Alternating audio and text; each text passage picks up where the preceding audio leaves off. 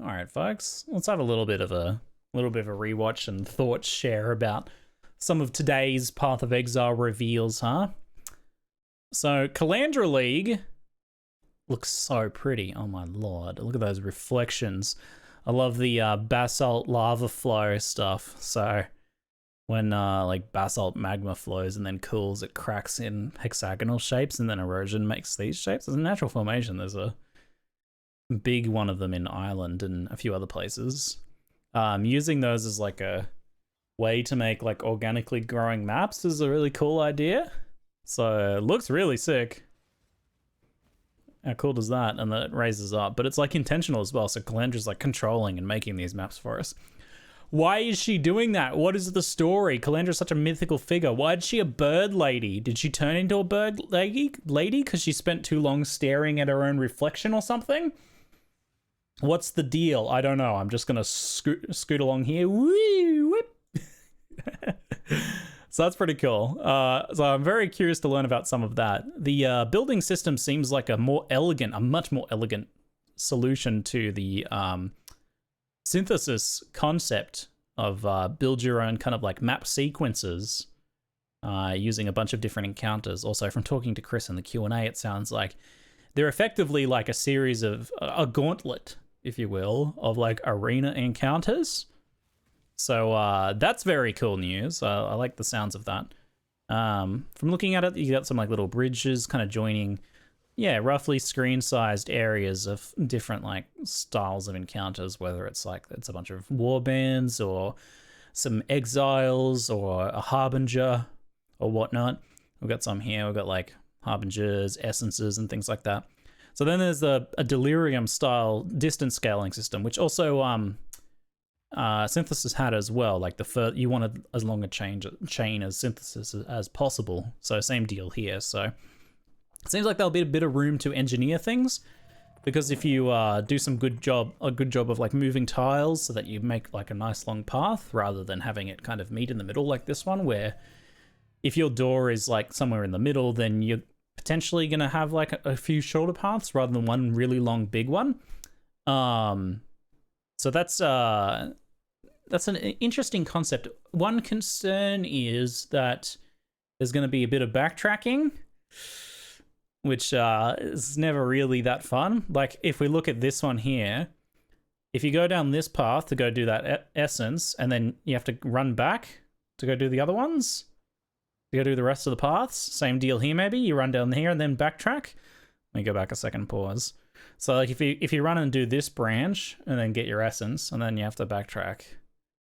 And it's probably not that far, but any backtracking is not very fun.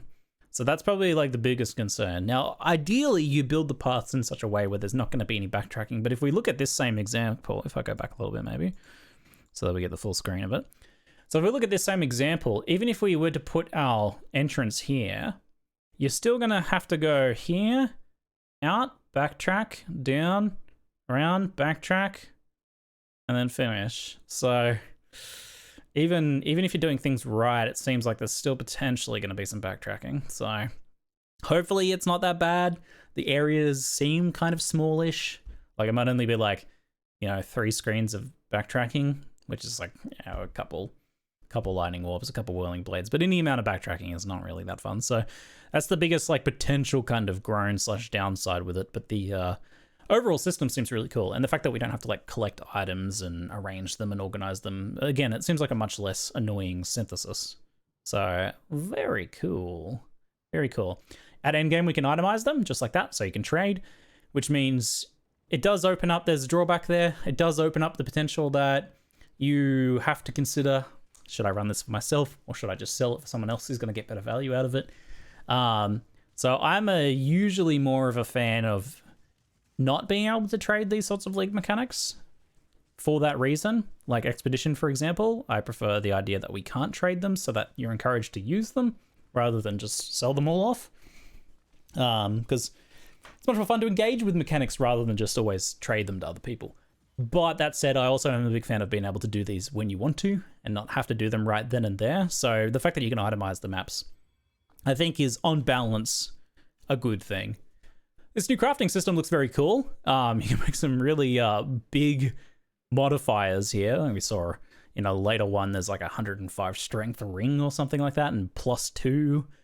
So you can scale up some ridiculous things here. So best case scenario, you get a situation where some of the drawbacks aren't a big deal for your build. Maybe you don't care about cold damage, for example, with this one. The upsides are good. This ring is kind of a funny first one because it's not really that good. Might be good early on. You're like, I really need lightning res. 70 lightning res, sick. But we do see some pretty good ones a bit later on here. So like this one with its 105 life, 136 strength, life, and 105 strength. That's like 190 life total ring. If I was on a coral ring, it'd be a 220 life ring. That's half a Calm's heart on a ring. You can probably get about a half Calm's heart on each ring. That's pretty nuts.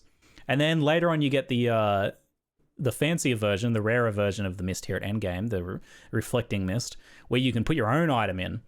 So this one's pretty wild. Being able to make things like +2 all skills obviously is huge. Scale up things like life and damage over time multipliers. This person got an example of kind of like a mixed bag there. So they've got they got their +2 fire skills, but if they were playing an ignite build, the fact that their crit multi turned into a negative is kind of a bummer. But maybe they're playing hit builds, but in that case, why did they have that amulet like that there? It looks pretty intentionally, so kind of a mixed bag there, that one. Yeah, I don't know if it's just like 50-50 for each mod. It would probably make sense. It probably makes sense that it's 50-50. It just goes through each mod and just goes 50-50 for each one. I wonder if you'll get, if that's the case, I wonder if you can get an item where one of the mirrored versions is all upside, no drawbacks, and then the other one's negative, or if maybe it has some sort of system where it's averaging it so that half the mods will be one way and half the mods will be the other way. You know, like a limitation to stop that from happening, so that you don't get one amulet where it's all upside and no downsides, and then one amulet where it's all downsides. So yeah, there might be some sort of insurance system to prevent you from getting a all upside or all downside. So interesting. It'd be nice if there's a bit of wiggle room in there at least, though, because it'd be cool if you get the big win of like you put in your amulet and it slams 5 out of 6 mods as big positives and then 1 downside. So that could be pretty cool. What does it actually do to the crafting mod here? Because that's reduced critical strikes. It obviously makes a negative, but does it also scale up the crafting mod? That's my question. If we go back a bit, can we see? Yeah, it does. So it's 22% increased crit. So they put it in and mirror it. And it goes up to like 40 something. So it also scales crafted mods. That's pretty interesting. So up to 48%. In this case reduced, and then the other side will have the increased. So you can scale up crafted mods. And the fun fact about, well, the fun fact about that is you can't remove them like you could normally. So you're stuck with it. So in that case, hopefully, you know, if you pick the reduced one, hopefully you don't care about that one too much. This new Kalandra's Touch Ring is one of the exclusive uniques from the Kalandra stuff, obviously. It literally mirrors the other ring. It acts as if it was that other ring in that slot for the purposes of uniques. I asked Chris about that. So if you're using Snake Pit, it mirrors what the Snake Pit would do if it was in the slot the Kalandra ring is in. So you can't do any weird stuff like you stack 2+1 chains with Snake Pit, for example. So it's a bit... They thought about that, I guess. But the fact that you can literally take like the best possible rare and mirror that thing is pretty nutty. But very pretty zones. I like the idea of like gauntlet chaining. Zone building seems really good. Maybe a little bit of backtracking as a downside. I love that GG expanding a lot, like experimenting a lot with crafting. So that's really good stuff. Cool to see that get played with more and more over time, especially if they're willing to like bring some crafting systems back that worked well, which we're seeing maybe a little bit. We're seeing like some tainted currencies returning this time. So maybe this like mirroring concept of crafting, maybe this is really fun and maybe it sticks around or comes back in some form in the future. I was initially sad when I started messing with crafting stuff a lot and then got rid of it because I was like, oh, this crafting system's so good, you know? And then now it's gone. That's happened a couple times. But now I'm realizing that, hey, every league they're doing something with crafting, which is very cool. So I'm happy to see that. So hopefully they continue on that. And then just, you know, cherry pick the best parts and add them all in there. Yeah. Are Kalandra zones time gated anyway? No, I asked Chris about that. So yeah, no time gating at all in the Kalandra stuff, it sounds like. If there's like, I don't know if there's any mechanics that are still time, like if there's maybe like a breach or something, you know, it'll be the regular thing with the breach functions like normal, but for the most part, it seems like it's not a time-based league at all. So they seem keen to do that sometimes, to like have a league that, you know, this one is a bit time pressured and this one has no time pressure. So this is one of the no time pressure ones, which I prefer. I know many of you prefer as well. So that's good news. I can see how you might think that though, because this is like forming and unforming. Oh, is the land going to fall away from behind me? Am I going to have to go really fast? Nah, you can go at your leisure, which is good stuff. So it looks really good overall. Excellent league reveal. Super excited to see what they're doing with like Kalandra character and expanding out on that lore stuff. Chris also said that there's some like endgame story expansion stuff happening this time around too. So that's pretty exciting to explore too. It's not exactly part of Kalandra, it's part of the memory sequencing system, but a bit more lore expansion in the end game is exciting too.